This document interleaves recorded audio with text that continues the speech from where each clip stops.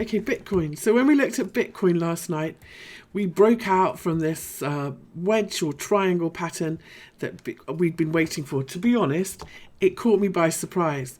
I thought that we might be in a wave 4 position or something like that.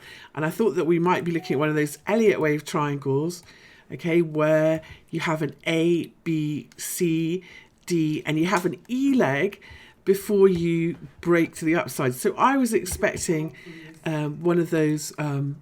I was expecting a false move one way and then a real move the other way. So I actually thought if we broke to the upside that would be the false move and then we would see another leg lower. So I have to admit. But that's been ever since the low, ever since the bottom in Bitcoin this year, like at every stage that Bitcoin's had the opportunity to, it's surprised us to the upside. And so what this says to me is we're still in a short squeeze. Each one of these, every time, it's been such shallow pullbacks. I think in every pullback, we've never reversed the daily trend. We've never taken out the prior swing low. We had this spike here on the 16th of May, but we couldn't even then close below this previous swing low. We squeezed up and squeezed up. So here we are. We're still in an uptrend, and so we're headed towards our next fib support level, which is this resistance level, which is this 382 fib. And it's not guaranteed to be resistance. It's just kind of the next target that we're looking at, and it's 9,487 here at BitMEX. The mileage does vary on exchanges, so we'll look at a couple more, but that 38.2 fib is where we're looking towards. We did validate this 236 fib by back testing it a couple of times, and so 94.87 is where I think we go next, and I don't think we'll top out before then. One of the other reasons I don't think we will is, last legs higher are usually 5 waves, so if we say 1, 2, 3, and the middle third wave is very often 1.618 or 2.618 of the first wave. We're not exactly there, but we're around there. So, I think we see one more swing higher here in Bitcoin that will take us to 94.87 or thereabouts. And the first wave and the fifth wave are very often equal. So if we measure that like that and we don't go much lower, that's where we kind of end up. So I'm not saying that I think that we're at a top in Bitcoin, but in a lot of the bigger altcoins that I look at, they are kind of potentially. And I tweeted this chart earlier I'm going to go to the weekly chart. This is the total market cap, the whole of crypto.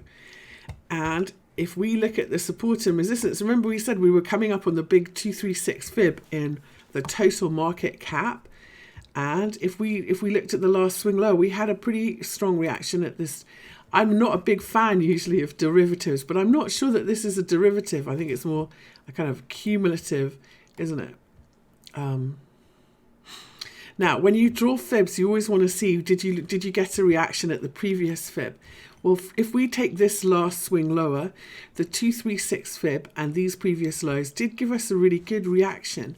So if I add on to this one and say, where is the 50% of this? Potentially, if we're still looking at this, we could squeeze a little bit higher, which lines up with Bitcoin going a little bit higher as well. And we don't look at this bigger one.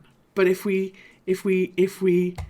put that back and we take this away, then the 236 fib from the main highs and the combination of these spike double bottom here might be it.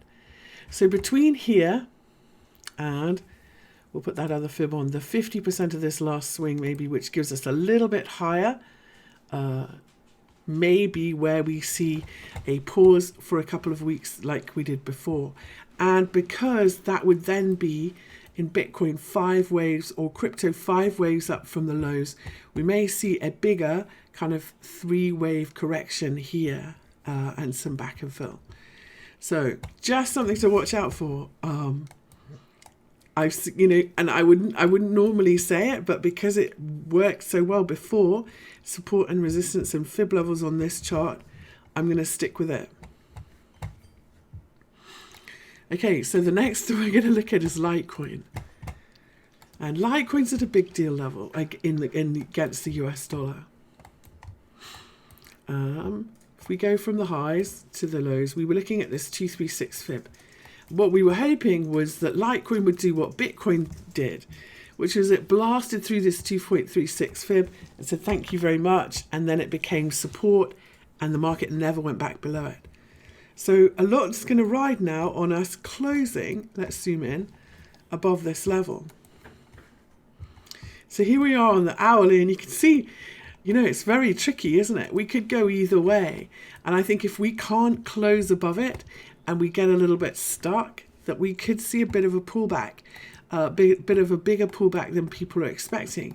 Because in Litecoin, I think I can also count 5 waves. This one's a bit woolly, but we can say this is 3 and an ABC back, and this is 5 waves in this last swing higher as well. So potentially, if we get a reversal here at 115 in Litecoin, we could see a pullback, and I could see that coming definitely back towards 90, but potentially back towards the 70 level. I think we look pretty good in Litecoin Bitcoin, but we've got this 50 moving average, which is a bit of a problem here. Now, what I like about Litecoin Bitcoin is that we've broken above major support and resistance at 12,890. So, and you know, we're doing this double bottom at the 618. This was our double bottom confirmation level here. So we should only see a shallow pullback in Litecoin against Bitcoin. And then I think Litecoin and Bitcoin should continue higher to this 382 fib level. So I'm not quite so worried when I look at the Litecoin Bitcoin chart. I think that we've got lots of room. And we shouldn't go back, but a daily close below 12,890 would be more bearish in Litecoin Bitcoin.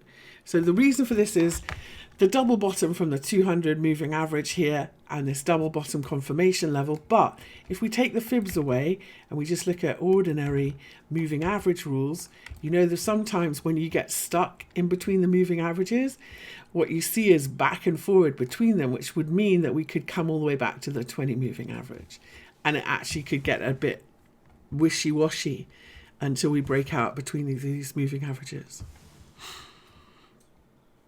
The other thing that we could be seeing, and it could just be a funky one, an irregular correction. So you know sometimes, so and when a market's rallying, and we look for an ABC correction and then we carry on.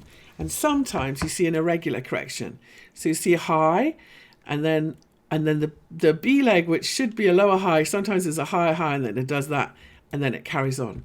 Well, sometimes if this is an irregular correction on this bottom here, and we haven't actually made a bottom, then could be what we're seeing here. So we see a low and a slightly lower low, and then that's it. And then, so we need to be a little bit careful here in Litecoin Bitcoin. You know, though, I don't know. I'm going to stick with this pivot level and say this double bottom pivot level and this 236 should do it. And that isn't what it looks like. So let's see.